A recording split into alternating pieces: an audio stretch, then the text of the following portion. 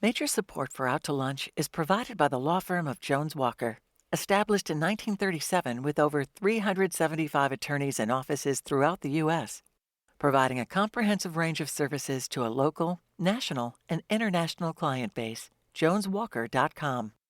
And by Luba Workers Comp, a regional insurance carrier dedicated to providing reliable workers' compensation coverage to employers and workers in 13 states across the Southeast. With personalized service, trusted expertise, and tailored solutions, Luba helps businesses protect what matters most. Discover more at lubawc.com. And by JP Morgan Chase, a partner in financial planning. Looking ahead to retirement, growing your business, or for commercial banking, JP Morgan Chase offers advice and solutions tailored to individual needs and client well-being. More information is at jpmorganchase.com. From Tsunami Sushi in downtown Lafayette, we're out to lunch with Krysten Ledet, editor and publisher of The Current. It's business, Acadiana style. Welcome to Out to Lunch. I'm Krysten Ledet. Some people make a living building things, others make a living making those things look good. There's more to decoration than meets the eye. Space has a tremendous impact on how we think and how we feel, and sometimes it really is all about appearances, and that's true whether you're picking out curtains for your living room or designing an arch of balloons for a wedding. Our own spaces can tell the world a lot about who we are. If you took a look at my desk, for instance, you'll know right away I'm not someone you'd hire to design your workspace. For that, you might call my guest Krysten Ledet. Krysten is the founder and owner of Krysten Ledet Interiors, a full-service design firm that handles renovations, new constructions, spec homes, commercial spaces, and hospitality builds. She grew up in New Orleans and earned her bachelor's degree in interior design from UL before pursuing a master's. She's a certified interior designer and licensed contractor, so she's as comfortable knocking down your walls as she is selecting your wallpaper. Her design philosophy is shaped by her childhood in New Orleans and by Hurricane Katrina, which put 20 feet of water in her childhood home and left a lasting impression about what home really means. After stints working for commercial clients, she returned to residential design and eventually launched her own firm in 2020, partly to spend more time with her family and, of course, partly to stop commuting to Baton Rouge. Krysten, welcome to Out to Lunch. Thanks. My next guest is Bianca Russo, and she's the owner of Louisiana Balloons Atelier, a custom balloon and event decor studio based in Sunset. Bianca grew up in Brazil, where balloon decor is serious business and also her family business. Her mother ran a balloon shop and passed down the craft, though Bianca initially took a very different career path, attending dental school before moving to Canada and eventually becoming a dental assistant in Las Vegas. After relocating to Louisiana, she opened her own balloon studio in 2025. Louisiana Balloons Atelier offers everything from simple foil balloons to fully customized installations for weddings, birthdays, graduations, sporting events, basically anywhere cake is served. Balloons follow. Bianca, welcome to Out to Lunch. Thank you. So, Krysten, I have to say, the pairing of being both an interior designer and a contractor struck me as the sort of thing that I would think would be more common, so was it a natural step when you went there, or was it, oh, this is a way I can differentiate myself? Both, I guess. Both. Really what happened is pipeline dream, and we got slow in 2024, and I had some spare time and pursued it, got it, built a house, keep building now. Yeah. Renovations, and it just makes sense. Rather than hire someone else, it's a one-stop shop. Yeah, I having done renovations on my own home, you end up getting maybe an architect and a contractor, and there's always this sort of what vocabulary is one person using? Yep. Are they speaking the same language? And so it was a little odd to me that it's just not more common. But is it difficult to become a contractor? Does it take a lot of work? Yes and no. Yeah. It's education, right? So it's experience, it's knowing what you're looking for. And since I was doing it already as the designer and correcting mistakes as the designer, why not just do it myself? Yeah. So Bianca, so what you do seems to be something that's maybe more popular, more common in Brazil, but this is also a pretty celebratory culture. When you came here and sort of hung your shingle around this business, did you have a sense that this would be a very easy sell for people in Lafayette because of that? Or was it, this is an exotic thing, people will be attracted to it because it's very new? So I knew what it was from Brazil Yeah. because we celebrate a lot, but I knew that over here too, especially because when we had our balloon store in Brazil, we bought all the supplies from here. So Okay. we knew that here we celebrate too. Yeah. My concern was just to see if Lafayette would like and everything. So I try to bring new options to also like personalizations and things. And that's what I was trying to figure it out if it was going to work out or not. If Yeah. it was just the simple foil balloons with happy birthday, different than just putting your name on it and things like that. So I try to bring something new. That's when it was a little, I didn't know if it was going to work out or not.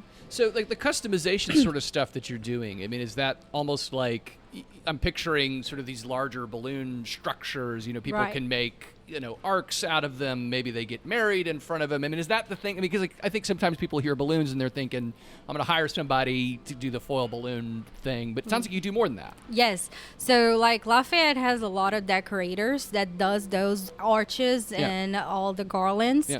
And I personally don't go out and do those decorations. Yeah. What I do, I just sell a lot of helium balloons. So Yeah. even for small celebrations, Yeah. if you just want to gift somebody. So I can do putting gifts inside balloons and then give it as a gift to somebody. So it's different, and you can just walk in and get some balloons, and you don't have to necessarily have a big celebration to do like a big garlands and stuff like that. So, I mean, why is balloon culture specifically so big in Brazil? I mean, I guess I hadn't thought about that. You're saying I a lot of know. supplies are coming from the States, it sounds like. So where did that come from? So the supplies coming from here, but also Brazil. I don't know. It was just celebrate, and always the parties are just so big. Everybody wants. I think families, of course, here I think the families are big too. But we have so many people, so many friends that we have to do a big party so we can celebrate it all together. But I feel like here they celebrate a lot too. It's just the balloon store that my mom used to have in Brazil was the same concept. We also had balloons that you can just walk in just for small celebrations. But it's pretty much the same, I think. So, Krysten, as you have begun to sort of market yourself and your services, I mean, have you found that you are trying to sort of market a specific taste, right? I mean, I'm thinking about home building in general, right? I mean, folks generally know what they like, but I mean, it can get very deeply personal when you're talking about like an interior space, and like those get very particular, very small details, right? And so are people looking to you to sort of curate things to that finest detail, or is it more like, I need some curtains, can you just put it up and I don't care what it's going to be? So we have calls for both. We do the full service. So we're not just gonna, I mean, I guess I could, I just don't. I'm not just gonna pick out a pillow for you or some drapes for you. We'll do the whole room. We see it as an entire space. And if we can work with what you have, great. If we need to buy new, we talk about your budget. We design for our clients, not for ourselves. I would love to design what I personally like every single time, but I need to keep paying the bills. So we design for people who want to pay us. Yeah. I mean, and does that, differ depending on the type of client? And that by that I mean, like, are you finding that you have to be, more adaptive to, say, a commercial than a residential client? I mean, is there one area where you have more creativity, let's say? Yes, 1,000%. Typically commercial work, the business owners are busy being business owners. So they hire us to take it off their plate, and they typically give us a little more freedom because it is the business. We typically work around the brand or a theme or something like that. And then whereas your house, it does become personal. I always joke and say that I'm part-time therapist as well. So yeah, I mean, it's different clients. The more creativity, it's usually in hospitality and commercial for sure. Yeah, well, what does that look like in a hospitality environment? Like, why is it that you get to be more creative with that, let's say, than, I don't know, designing somebody's home? Again, I think it's just the time aspect. The business owners let us do our thing and trust us a little bit more maybe, or more trusting to give it to us fully, whereas residential, it is very personal, so people are attached and they want to make sure that it's right, and not that the business owners don't. They trust us a little bit more, I think. Bianca, I mean, it sounds like you're arranging different kinds of products. I mean, I'm thinking about the different types of events that you might be doing, and I was struck that you have weddings and divorces. I mean, I mean, are you curating, like, I mean, I'm picturing like balloons often have, big messages on them. Are you having to just go out and select an event? It's just a line of balloons out there that say, glad you got divorced? Are you having to like design them yourself? I mean, how does that work? I know that story of the divorce. It's funny. It's because our customer, it was a friend of their friend divorced, and they've been celebrating because it was a rough, Sure. marriage and stuff. Yeah. So they want it, and that's why it's important, and that's why it's nice. The personalization is that I can do pretty much whatever occasion, even because you can't find a balloon already in market or Amazon or whatever that says those specific words. Yeah. So it was a specific word. It's on my Instagram later on because I don't want to. But it says probably like congratulations for your divorce and other words, but you can just use the words that you want to say. It's not necessary because I personalize them with the words that you want to say. How are you actually doing the personalization? Maybe I missed that part. I mean, are you hand drawing it, or are you getting it printed? I mean, so I do with the vinyl. Okay. So I use the Cricut silhouette, and then I do with vinyl. So usually silhouettes and words, I can just put them all on the balloon. Yeah. You would be. I don't want to spend all of our time talking about divorce parties, but I just want you to know we've had other guests who do celebration type things who also have done divorce parties. This is apparently a thing that's becoming more common. I know, yeah. But this time it was just like, I think they just had like a barbecue at the house and they just wanted to surprise her with the balloons, but it wasn't like a big celebration, I think. Yeah. But it was interesting for me. It was the first time they actually did for that reason. Yeah. Krysten, I mean, do you find that a lot of folks who come looking for an interior designer, I mean, do they have to get sort of referred there? I mean, I would think that a lot of folks maybe think of themselves as being able to set up a space in the way that they like it, but your work is a lot more specialized than that. And so just thinking from a consumer education standpoint, I mean, are folks generally coming to you understanding what it is that you do? Never. I probably can be one of them. Let's go ahead and pop some myths.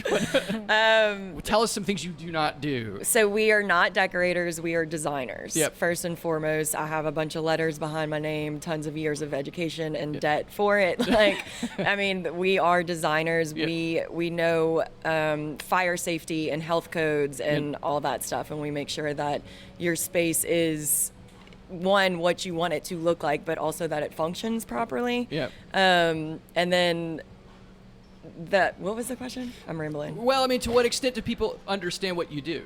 I do hear that even lining, like if you have a bright light in the living room, it's hard. Like you have to have a yellow light. So that's probably every room has a yellow light to calm down and all. So that's all those rules that we never knew. Yeah, I mean, color temperature is huge. And then again, like there's nothing wrong with being a decorator. It's just not what I am. So people, they'll call and they'll say, can you replace my floors? Which I can. I'm not physically doing it. My sub will do it.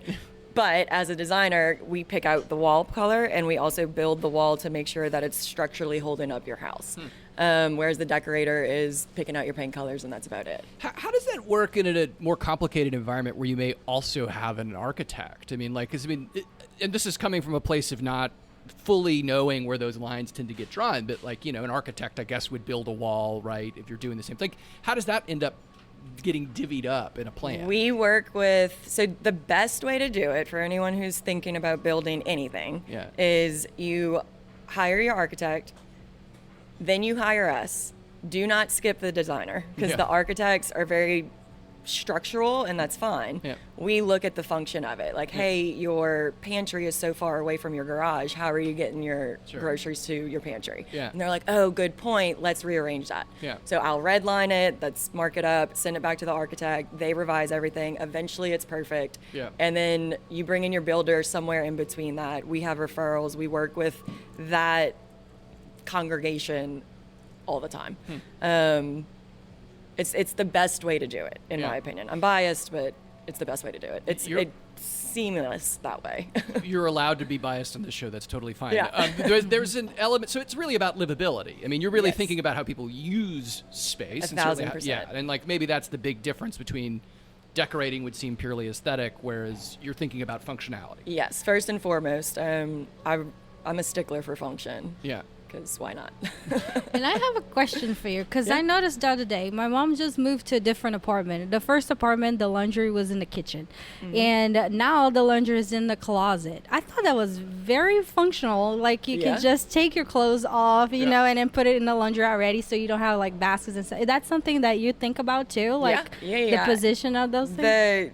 The laundry in the kitchen is typically like efficiency style apartments, if I had to guess. And then in the closet, modern life is they're realizing that it's actually more efficient to be closer, like you said. I thought that was interesting. And then, you know, like the McMansions of the world, they have 2 laundry rooms where one's upstairs for the kids and one's downstairs for the parents. It can get crazy. I found it. I mean, I feel like it's like a lot of those larger homes, it feels like a lot of people are moving into smaller spaces and thinking about efficiency in a different way. It seems like maybe previous generations were like, I just want space. Maybe they didn't have it, and now they're like, give me all the space. People are getting smarter with what really matters, I think, to them when it comes to design. Like, they don't need all the bells and whistles as much, I'm seeing. Yeah. Which is cool. Do you think that's because of just like cost? Like people are just becoming more economical in how they think about where they live, or is it a stylistic thing? I think both, and I do think it's stylistic. Like, there's the joke, like, millennials grade, like, neutraled everything out because we were so just chaotic. Yeah. Still chaotic. Yeah, and so we just want to come home to a space that's like, and so I think that sort of era is now, and people want that, one, in the aesthetic, but then also in the actual function and livability of their spaces. You're listening to Out to Lunch. I'm Krysten Ledet. I'm talking with interior designer and contractor Krysten Ledet and balloon artist and business owner Bianca Russo. Bianca, have you found that people in this area gravitate to different kinds of balloon design? I mean, I guess I'm curious because you've been able to like literally do this same work in 2 spaces. That's fundamentally expressive, right? Like, is it the same kind of orders, or do, like, I guess Americans order different types of balloons than people in Brazil? I guess that's my question. I know, yeah. No, I mean, it's pretty much the same thing. The decoration. The thing is because, for example, a garland. Yeah.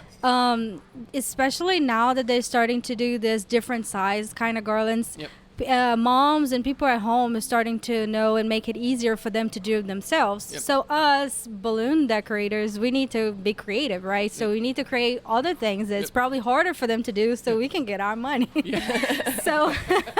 So a lot of ideas that the Brazilians has with the decorations to make it look nice and different, I'm bringing in here. And I noticed that I already have people that does those type of decorations here as well.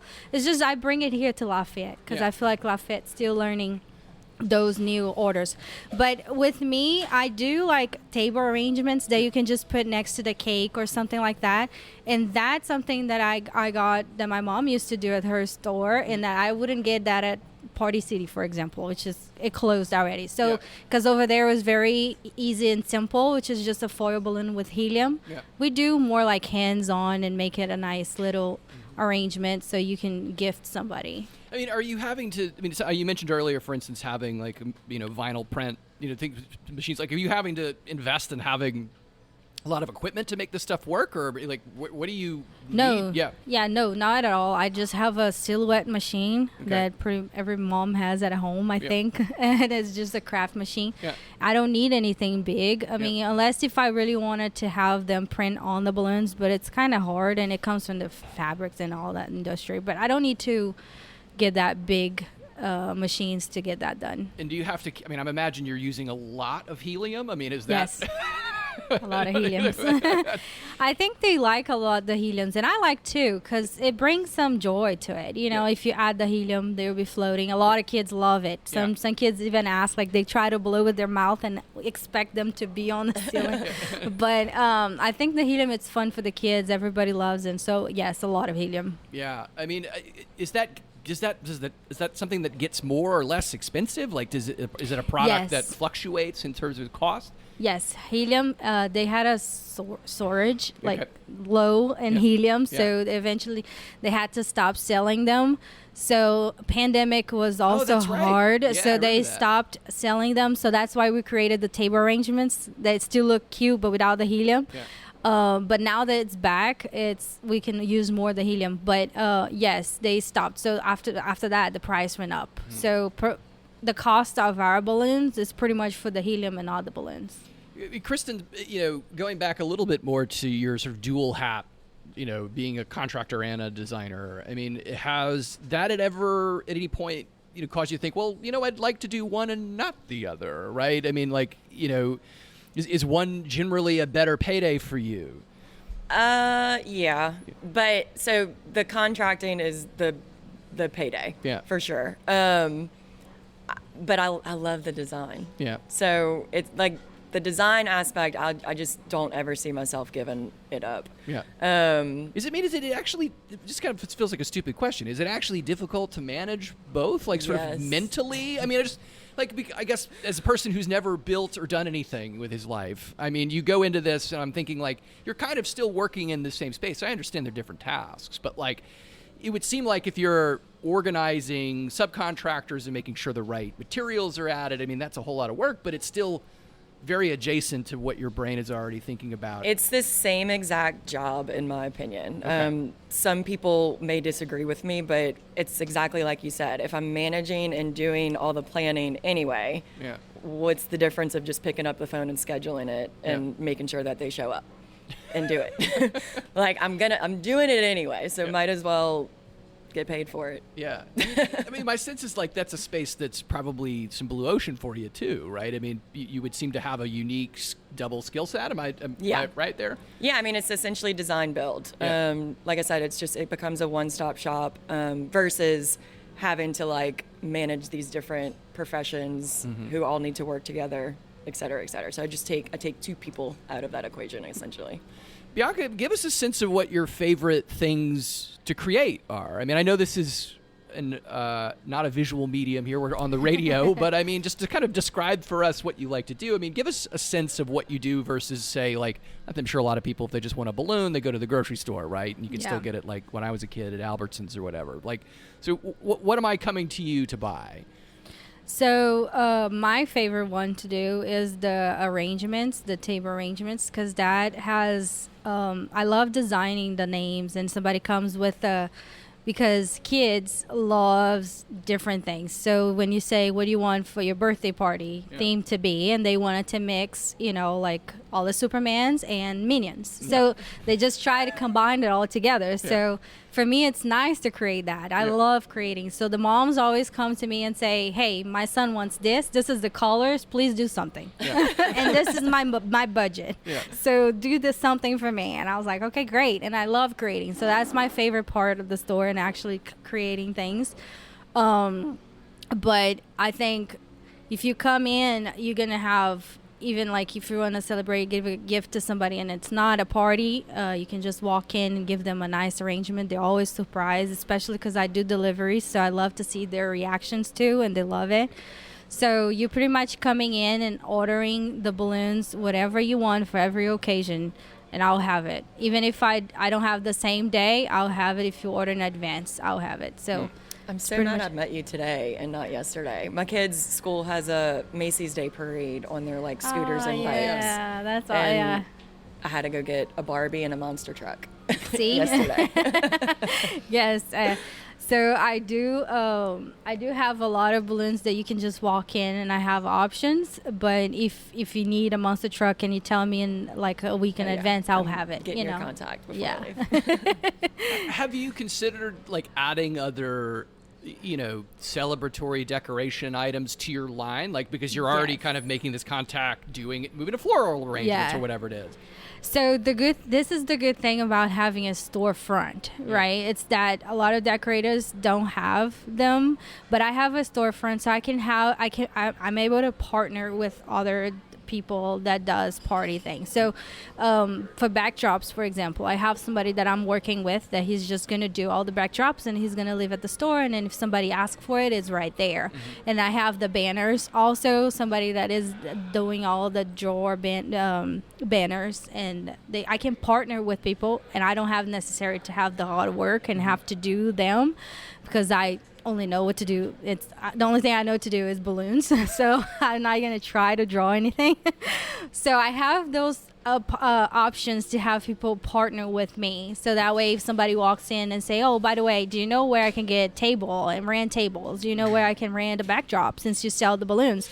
A lot of people ask me, so I'm starting to partner with other people. I was just trying to feel it since we just opened. Sure. I'm trying to feel it, how everything and what everybody was asking me. Are most people just kind of finding you on social media? Like where's this coming from? Where's Google. Google. So I suggest every business owner to have their name on Google. Yeah. I do a lot of social media. Yes, I post every day. For me, it's easier. I just do the balloon. I take a picture and then I post it. So it's not that hard. But I do suggest a lot Google. I don't do much marketing, but I do Google and people just call me. So it's always good to invest on Google. Yeah, and Krysten, I mean, is it the same kind of approach for you? I mean, is it mostly a word of mouth kind of thing, or do you more aggressive in your marketing? I'm extremely aggressive in marketing. I feel like there's a story there. Tell us about that. Well, there is, but too Good much to know. time. Maybe you can help me.